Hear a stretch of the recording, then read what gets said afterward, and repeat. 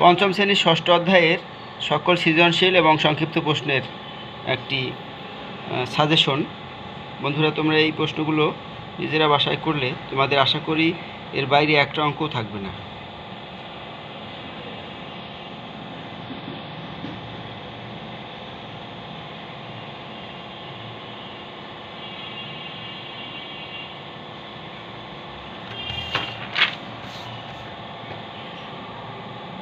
এগুলো সৃজনশীল অঙ্ক।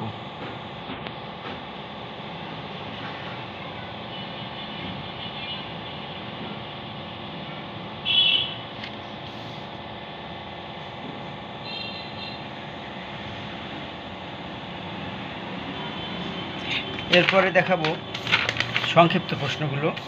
এগুলো যদি তোমরা পড়ো তাহলে কিন্তু তোমাদের খুবই উপকার হবে। ষষ্ঠ অধ্যায়ের পঞ্চম শ্রেণীর সংক্ষিপ্ত প্রশ্ন।